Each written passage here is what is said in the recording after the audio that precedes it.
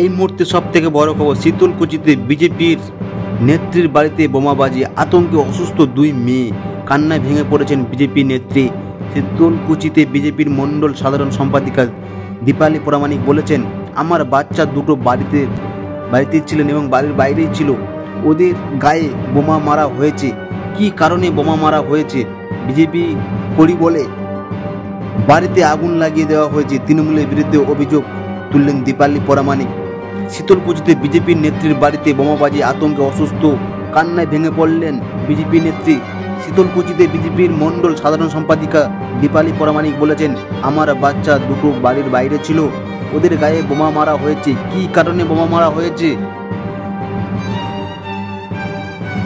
BJP করি বলে বাড়িতে আগুন লাগিয়ে দেওয়া হয়েছে, তৃণমূলের বিরুদ্ধে অভিযোগ তুললেন দীপালি প্রামাণিক। আর এই পুরোপুরি অস্বীকার করেছে এই ঘটনাটিকে তৃণমূলের কর্মীরা পুরোপুরি অস্বীকার করেছেন এই ঘটনাটিকে। তৃণমূলের বিজয় মিছিল থেকে বিজেপির নেত্রীর বাড়িতে বোমাবাজি অভিযোগ, বোমার আওয়াজে অসুস্থ দুই মেয়ে, কান্নায় ভেঙে পড়লেন বিজেপি নেত্রী। তৃণমূলের বিজয় মিছিল থেকে বোমাবাজি, অসুস্থ বিজেপির নেত্রী দুই মেয়ে,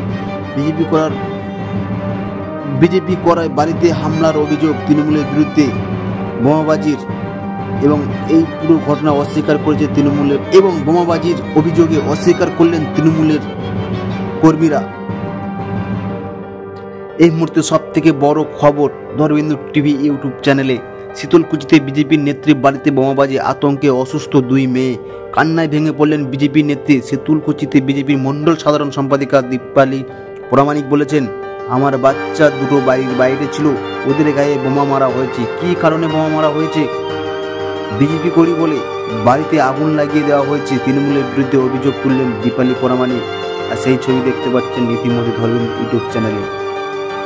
আজকে সব থেকে বড় খবর।